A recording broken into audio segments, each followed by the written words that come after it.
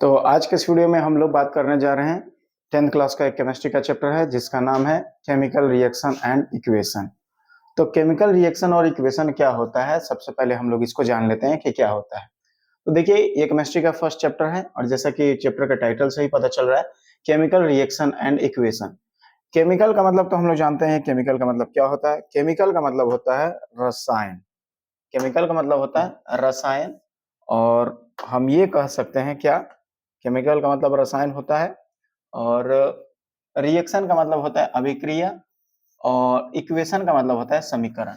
मतलब रासायनिक अभिक्रिया और समीकरण, इसको हिंदी में हम लोग कहते हैं।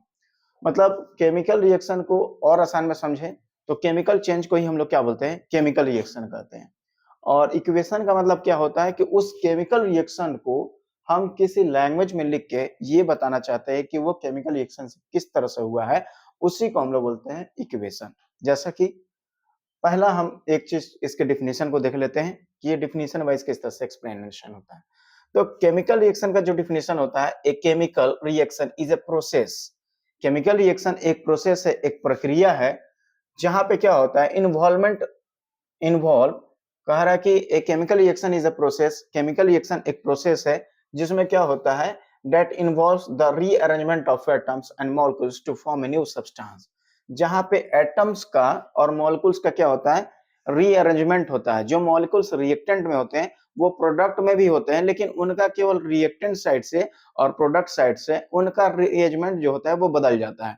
मतलब रिएक्टेंट साइड कुछ अलग रहते हैं और प्रोडक्ट साइड में जाके कुछ अलग बन जाते हैं। तो उनमें कहीं न कहीं क्या होता है, ये एक रीअरेंजमेंट होता है एटम्स और मॉलिक्यूल्स का। उसी को हम लोग क्या बोलते हैं, केमिकल रिएक्शन। एक तो हालाँकि अब ये इसके और भी कुछ इसमें हम लोग जाएँगे तो एक्सप्लेनेशन हमको मिलेगा।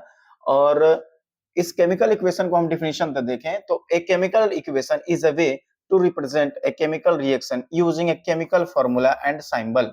हम केमिकल इक्वेशन को क्या कह सकते हैं, एक तरीका है जो कहीं न कहीं केमिकल रिएक्शन को प्रस्तुत करने का, और वो किसके रूप में, किसका इस्तेमाल करके, तो केमिकल फार्मूला का इस्तेमाल करके और उसके निशानी को इस्तेमाल करके। जैसे हम यूँ कहें कि पहले अब इस टॉपिक पे आ जाते हैं कि केमिकल रिएक्शन हम किसको कह रहे हैं। तो देखिए, केमिकल रिएक्शन को हम लोग सीधी बात से जाने तो केमिकल चेंज को ही हम लोग केमिकल रिएक्शन कहते हैं। जैसे क्या है कि दूध का दही में बदल जाना, और पेड़ से पत्तों का झड़ के गिर जाना, लोहे में जंग का लग जाना, और कह सकते हैं मौसम का भी बदलना, और वो सब भी है। तो और भी इसमें जैसे डेली लाइफ में हमको मिलता है, जब हम दूध को रख देते हैं इस तरह से और रूम टेम्परेचर पर जब गर्मी में, तो उस दूध में क्या होता है हम लोग जानते ही हैं। जब आयरन का तावा या पैन या लोहे का कील वगैरह को जब इस तरह से ह्यूमिड एटमॉस्फेयर में नमी वाले प्लेस में हम लोग रख देते हैं तो उसके साथ क्या होता है, जंग लग जाता है। अंगूर को इस तरह से फर्मेंट किया जाता है, मतलब उसको एक ऐसा प्रोसेस करके अंगूर से हम लोग दूसरा चीज बनाते हैं, वो भी केमिकल रिएक्शन है। भोजन जो है पक जाना, जो भोजन था सब्जी रोटी वगैरह जो हमने पहले रखा था, फिर उसको हम लोग जो पकाने की प्रक्रिया में उसको डालते हैं और फिर वो भोजन बन जाने के बाद से दूसरा हमको चीज मिलता है, तो भी केमिकल रिएक्शन में ही आएगा। और फूड इस तरह से जो है हमारे शरीर में जो पच जाता है, वो भी एक तरह से क्या है, केमिकल रिएक्शन ही है। और जो हम लोग श्वसन करते हैं वो भी क्या है, एक केमिकल रिएक्शन है। हम कह सकते हैं कि वो श्वसन जो है ना, एक तरह का बायोकेमिकल रिएक्शन है, हमारे शरीर के अंदर हो रहा है, तो इसलिए हम उसको बायोकेमिकल रिएक्शन कहते हैं। In all above situation, the nature and the identity of initial substance have somewhat changed. हम लोग शुरुआत में देख रहे हैं क्या कि जो नेचर है, जो आइडेंटिटी है, मतलब उसका एक जो पहला रूप है, वो कहीं न कहीं अलग था, लेकिन बाद में क्या हो गया, बदल गया। तो वो पहले कुछ अलग था, बाद में कुछ अलग है। मतलब लोहे का हम एक समझिए कि ग्रिल हम खरीद के लाए हैं और नए समय में बहुत चमचमाता है, चमकता है। लेकिन जैसे कुछ समय बीतता है, उसमें एटमॉस्फेयर में हम लोग जानते हैं कि हवा के में नमी है, वो नमी कहीं न कहीं उस लोहे के ग्रिल से या गेट से टकराता है, धीरे-धीरे उसमें जंग लगना शुरू हो जाता है। तो कहीं न कहीं उसमें क्या हुआ, केमिकल चेंजेस नज़र आने लगे। और इस तरह से we have already learned about physical and chemical changes of matter in our previous classes. हम लोग पिछले क्लासेस में फिजिकल और केमिकल चेंज के बारे में पढ़ चुके हैं। फिजिकल चेंज किसको बोलते हैं? A change in which new substance is formed is called chemical change, and a change in which no new substance is formed is called physical change।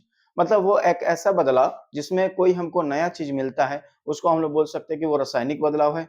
जैसे हम कह सकते हैं कि हमने कागज को जलाया, पेपर लिया, जो कागज हम लोग कॉपी किताब वाला लेते हैं, उसमें से कोई पेपर लिया, उसको मैचिस से हमने जला दिया। तो पहले कागज था, लेकिन जलने के बाद वो राख में बदल गया और राख में बदलने के बाद फिर से हम उसको कागज में नहीं बदल सकते। तो इस तरह से हम कह सकते हैं कि वो जो बदलाव हुआ, वो केमिकल चेंज हुआ। और वही चीज़ है कि हम पानी को लिए और उसको फ्रिज में रख दिए, रेफ्रिजरेटर में रख दिए और वो पानी से फिर किसमें बदल गया? बर्फ में बदल गया। तो वहाँ पे जो बदलाव हुआ ना, वो हुआ भौतिक बदलाव जिसको हम लोग बोलते हैं फिजिकल चेंज, क्योंकि हम फिर अगर बर्फ को बाहर निकालेंगे तो फिर से वो पानी में बदल जाएगा।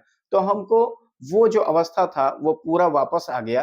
तो उस अवस्था को वापस लाने में वहाँ पे हमको एक नया सब्सटेंस नहीं बनता है, नहीं मिलता है, तो इसलिए हम कह सकते हैं कि वो आपका फिजिकल चेंज है, केमिकल चेंज नहीं है। केमिकल चेंज और फिजिकल चेंज में यही अंतर है कि फिजिकल चेंज आपका रिवर्सिबल है रिएक्शन और केमिकल चेंज जो है आपका इरिवर्सिबल रिएक्शन है। मतलब केमिकल चेंज में हमको रिएक्शन के बाद एक नया सब्सटेंस मिलता है और वही फिजिकल चेंज में देखें तो हमको एक कह सकते हैं कि वो रिएक्शन के बाद हमको नया चीज़ नहीं मिलता है। तो उसमें हम कह सकते हैं कि फिजिकल चेंज और क्या है, केमिकल चेंज में यही डिफरेंस है। फिजिकल चेंज आपका टेम्पोरेरी होता है, जबकि केमिकल चेंज जो है परमानेंट होता है। और केमिकल चेंज को ही हम लोग केमिकल रिएक्शन कह रहे हैं कि केमिकल चेंज ही क्या है हमारा केमिकल रिएक्शन है। ठीक है, ये चीज है। What happen a chemical change occurs and we can say that a chemical reaction has takes place. और हम कैसे कहेंगे कि क्या हुआ केमिकल रिएक्शन, या किस तरह से हुआ, और हम कैसे कहेंगे कि वो केमिकल रिएक्शन हुआ। तो इसको हम लोग जानते हैं। जैसा कि हम कह सकते हैं क्या है कि हमने मैग्नीशियम लिया, ठीक है, मैग्नीशियम हमने लिया, मैग्नीशियम हम लिख देते हैं और मैग्नीशियम को हम लोग क्या किए, ऑक्सीजन के प्रेजेंस में हमने जलाया। किसके प्रेजेंस में? ऑक्सीजन के प्रेजेंस में हमने इसको जलाया। अब जलाने के बाद ये हमको क्या मिला? Magnesium oxide. क्या मिला? Magnesium oxide. मैग्नीशियम ऑक्साइड हमको मिला। अब देखिए हमने इसको इस तरह से लिखा है वर्ड में, और ये वर्ड में लिखने के बाद ये जो प्रोडक्ट मिला हमको, ये इसको हमने ऐसे लिखा। तो ये हर बार की तरह इसी तरह से बड़ा-बड़ा लिखते जाएँ वर्ड में तो बहुत ज़्यादा डिफिकल्टी हो जाता है। तो क्यों ना इन शॉर्ट इसको ऐसा तरीका हम ढूँढे कि उसको पहचान में भी आ जाए कि वो हमने क्या लिखा है और उसका एक फ़ॉर्मूला भी तैयार हो जाए, तो उसको हमको और भी आसानी होगी समझने में। और ये कह सकते हैं कि Mg को हमने क्या लिखा है, Mg को हम लिख सकते हैं, मैग्नीशियम को हम लोग लिख सकते हैं Mg, और ऑक्सीजन को हम क्या कर रहे हैं, O2 लिख दे रहे हैं। और यही जब रिएक्ट हुआ तो हमको क्या बना, हमको क्या मिला, MgO, मतलब मैग्नीशियम ऑक्साइड। अब ये देखिए ये जो केमिकल रिएक्शन है ये अभी बैलेंस नहीं हुआ है। तो Mg मतलब मैग्नीशियम, ऑक्सीजन का मतलब O2, यहाँ पे O2 आपका ऑक्सीजन है, और ये हमको ये मिला MgO मतलब मैग्नीशियम ऑक्साइड। तो इधर वाले दो चीज क्या हो गए हमारे लिए, रिएक्टेंट हो गए। इधर वाले दो चीज हमारे लिए क्या हो गया, रिएक्टेंट हो गए। और इधर वाला जो हमको मिला वो क्या हो गया, प्रोडक्ट हो गया। और हमको क्या मिला, प्रोडक्ट मिला। तो इस तरह से हम ये सिंबल के हेल्प से फॉर्मूले को यूज करते हुए कोई चीज को हम लिखते हैं, बताते हैं, उसी को हम क्या कह रहे हैं, केमिकल इक्वेशन। उसी को हम लोग क्या कर रहे हैं, केमिकल इक्वेशन हम उसको कह रहे हैं। और इसमें देखिए पहले Mg आगे था, मतलब Mg आगे था, उसके बाद ऑक्सीजन। तो इधर भी Mg है, इधर भी ऑक्सीजन है, लेकिन इधर भी देखिए Mg भी है और ऑक्सीजन भी है। लेकिन यहाँ पे देखिए पहले इस तरह से एटम का अरेंजमेंट था, मॉलिक्यूल्स का अरेंजमेंट था, लेकिन प्रोडक्ट बनने के बाद फिर उनका अरेंजमेंट क्या हुआ, बदल गया। तो पहले Mg प्लस O2 था, लेकिन अब जो रिएक्टेंट मिला वो MgO एक साथ मिल गया। तो वही ये लाइन कह रहा है कि एक केमिकल रिएक्शन क्या है, एक प्रोसेस है जिसमें ये इन्वॉल्वमेंट होता है कि जो एटम का क्या होता है, रीअरेंजमेंट होता है और मॉलिक्यूल्स का, और वही मिलके क्या बनाता है, नया चीज बनाता है। तो उसी को हम क्या समझ रहे हैं कि ये केमिकल रिएक्शन है। आई होप कि ये आपको पॉइंट क्लियर हो गए होंगे, ठीक है।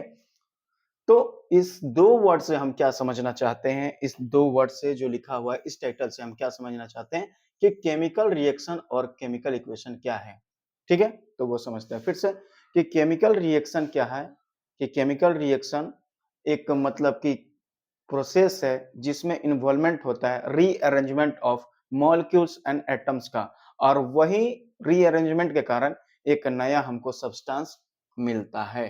तो उसी को हम कह रहे हैं क्या, केमिकल रिएक्शन।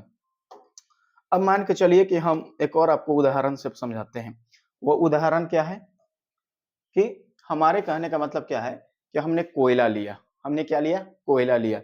और कोयले को हम इस तरह से लिख सकते हैं कि वो हमने कोयला लिया और कोयले को हम क्या कर रहे हैं? हवा की मौजूदगी में उसको जला कर रहे हैं, मतलब उसको दहन कर रहे हैं। तो हवा में क्या है? ऑक्सीजन है। जलने के लिए कि हम लोग जानते हैं क्या-क्या चीज़ें चाहिए? ऑक्सीजन चाहिए, कंबस्टिबल मटेरियल चाहिए और इग्निशन टेम्परेचर चाहिए, तभी कोई चीज़ जलता है। आप लोग लोअर क्लास में इसके बारे में पढ़े होंगे। तो कंबशन के लिए क्या-क्या कंडीशन रिक्वायर है। तो हम कह रहे हैं कि हमने कोयला लिया और कोयला को हवा के मौजूदगी में उसको जलाते हैं, क्योंकि हवा नहीं रहेगा तो कोई चीज़ नहीं जलेगा, ऐसा तो आप लोग जानते भी हैं। क्यों? हम मोमबत्ती जलाते हैं, उसको सब जगह से ढक दें, हवा ना पहुँचे तो मोमबत्ती बुझ जाएगा कुछ टाइम के बाद से, एकदम फिक्स है। और इसीलिए उसको हवा चाहिए ताकि वो जलते रहे। तो कोयले को हम जला रहे हैं हवा की मौजूदगी में और हवा में क्या है? ऑक्सीजन है। अब ये कोयला जला और जलने के बाद हमको क्या मिला? कोयला से जलेगा तो हमको